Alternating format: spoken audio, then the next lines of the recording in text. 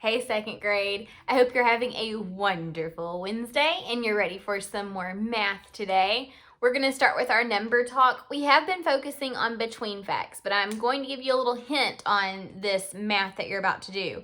Not all of these problems can be solved with the between math fact strategy. You may have to dig back deep in your brain and think about some other strategies that you have learned that you could use to solve these problems that I'm about to give you. So let's look at them together. Okay, these are all adding sixes today. You see, I'm trying to avoid that glare. There we go. Okay, so we have 6 plus 8, 6 plus 5, 7 plus 6, and 6 plus 6.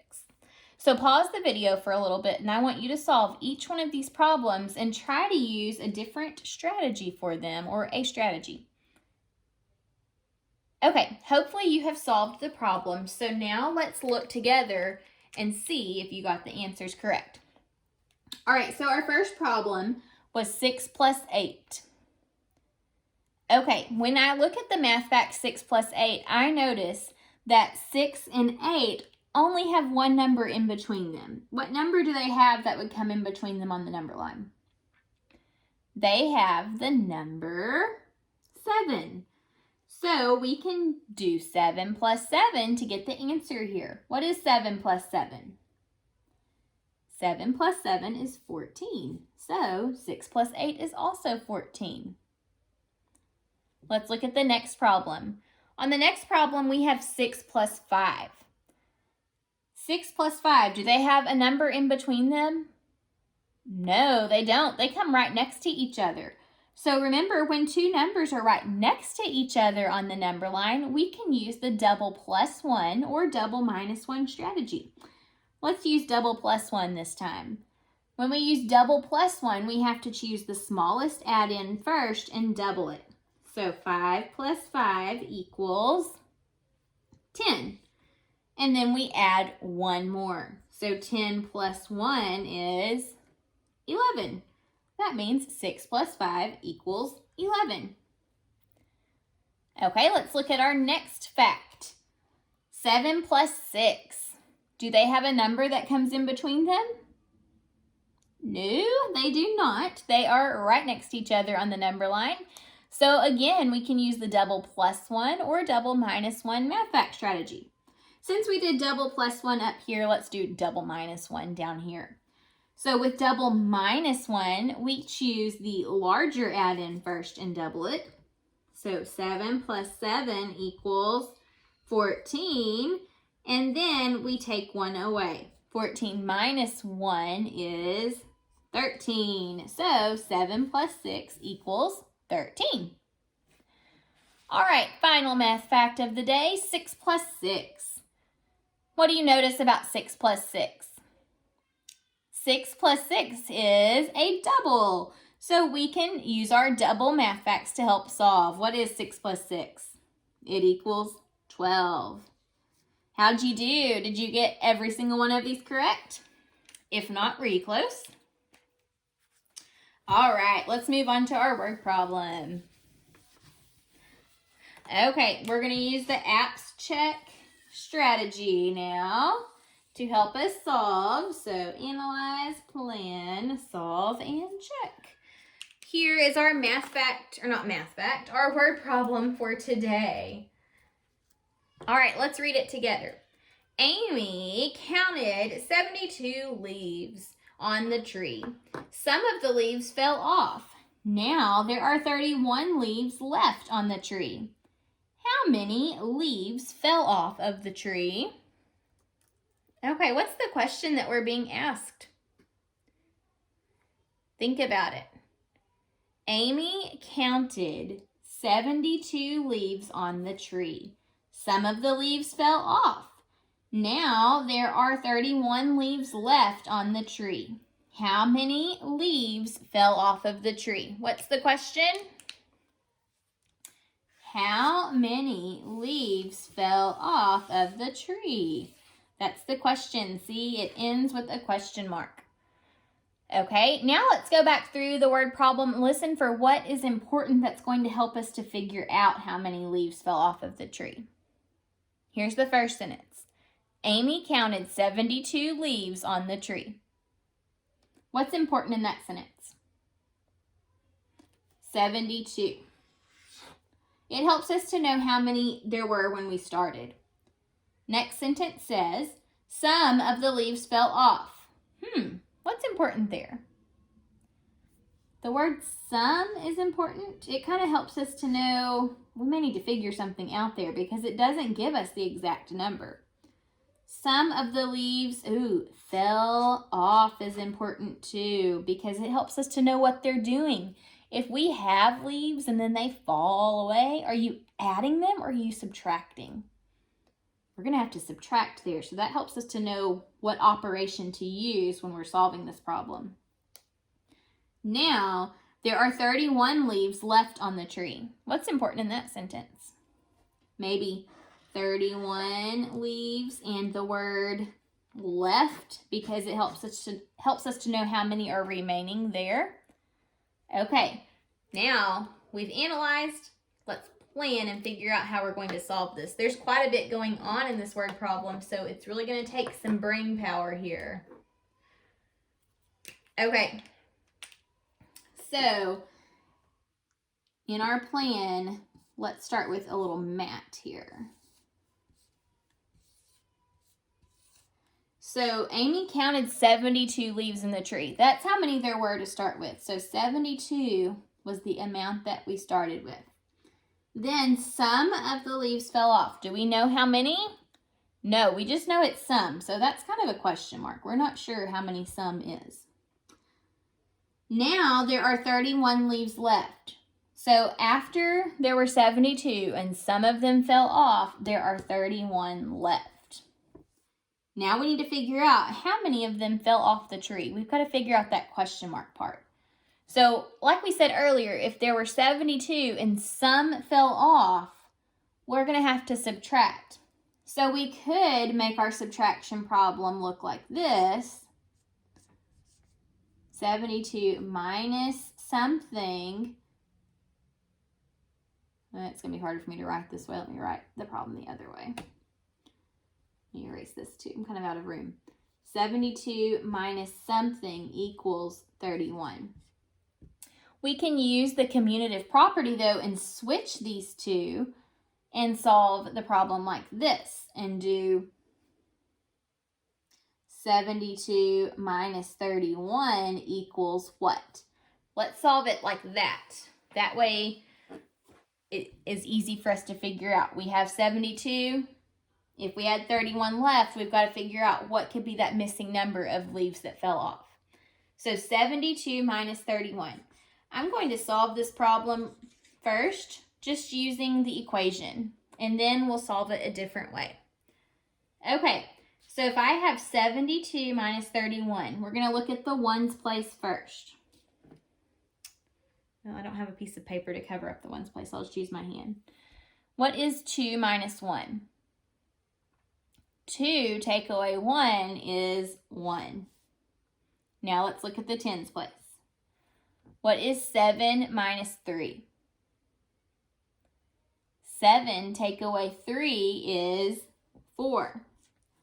So I think the answer may be 41. Possibly 41 leaves fell off of the tree. But before I go and say, yes, that's it, we're going to check it a different way just to make sure. Let's check it using an open number line. Okay, so we're starting with 72. 31 leaves fell off of the tree. How many tens are in 31? There are 3 tens in 31, so we need 3 10 jumps. 1, 2, 3. How many ones are in 31? There's just 1, so 1 small, 1 jump.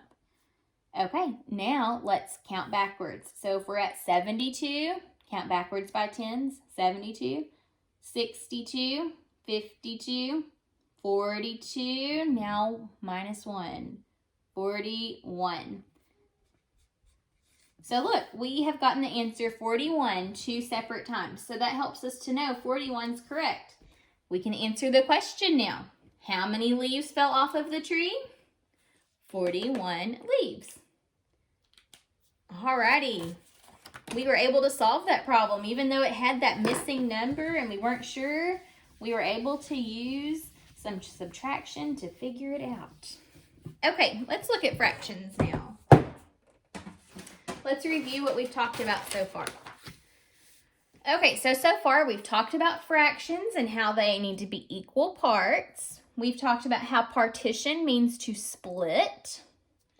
We have talked about how halves are two equal parts and how each one of the pieces of halves are called 1/2. Fourths are 4 equal parts. And eighths are 8 equal parts. Something about fourths that I just thought of that may be important for you to know also. Fourths, if you have 1/4, it can also be called 1/4. Okay, so we could also say that this, for example, this circle, you can say it's split into fourths, or you could say it's split into quarters. Okay, fourths are the same thing as quarters. So I'm going to write the word quarters under it just so we remember that. All right, and then we also talked about eighths and how it's 8 equal parts. Yesterday, we talked about how, if you have 4 pieces and 2 of them are shaded and they're equal parts, they're called 2/4. Or how if you have a shape partitioned into 8 equal pieces, then you have 4 shaded, those could be called 4/8. Or if you have a shape partitioned into 2 pieces and 1 is shaded, that would be called 1/2. Then we talked about something very interesting yesterday, and we realized that when shapes are split, the more partitions there are, the smaller the pieces get. So when you have a shape that's split into 2 pieces, 2 doesn't sound like a very big number, but when it's split only into 2 pieces, it's quite a large piece. We looked all the way up to 16 pieces, even though we don't really need to know this in 2nd grade, it's still pretty interesting. When a shape split into 16 pieces, 16 is a pretty big number. But when you split a shape into that many pieces, a 1/16 is pretty small. 1/8 is much smaller than 1/2.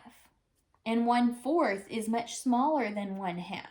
So as the number of splits or partitions gets larger, the pieces actually get smaller.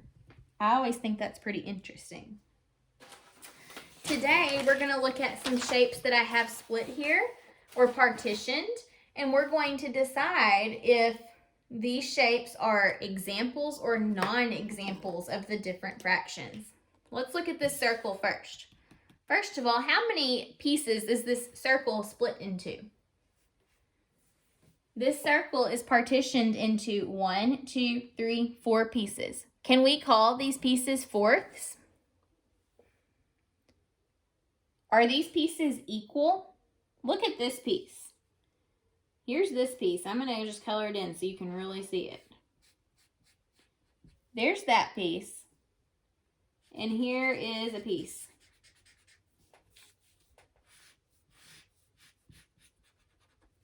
Are these pieces equal? No, they are not equal. Look how small this piece is compared to this piece. They're not even the same shape.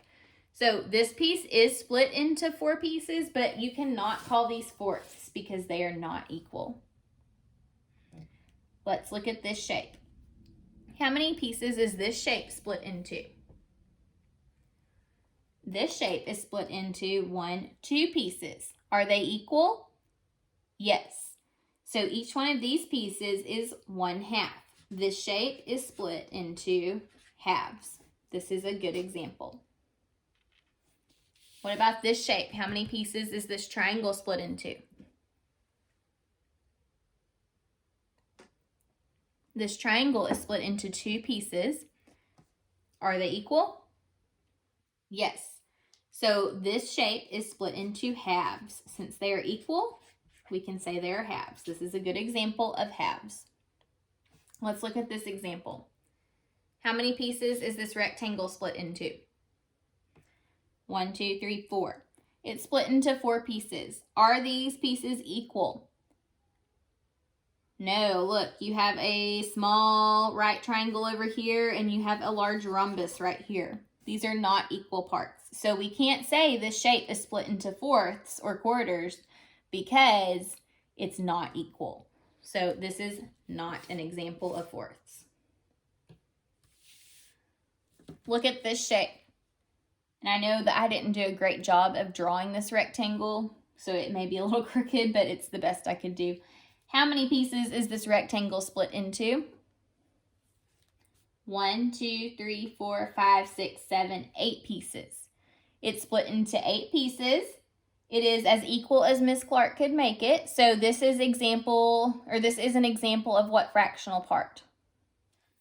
Each of these is called eighths. This rectangle is split into eighths. It's a good example. What about this piece? How many pieces is this shape split into? This shape is split into, and you may not be able to see these all that well, 1, 2, 3, 4, 5, 6, 7, 8, 9 pieces. Can we say that this is split into ninths? No, we cannot, because these pieces are not all split equally. In order for it to be ninths, they would have to be split perfectly equal, and they are not. So this is not an example. We have a heart here. Is this heart split equally?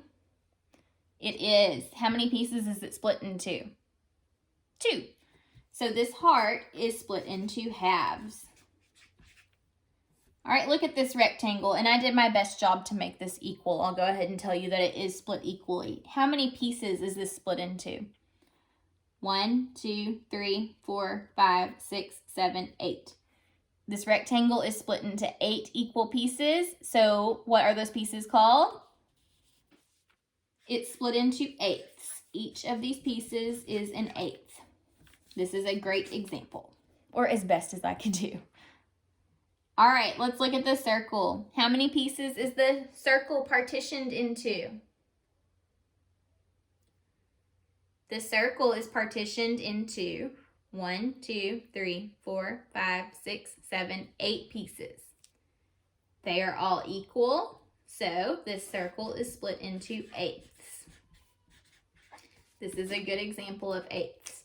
I just realized I didn't have a good example of fourths, so let me make one really fast for us. That way we can have it on our paper here as well. Okay, here's a circle, and I didn't do the best job making it even, but I did the best I could.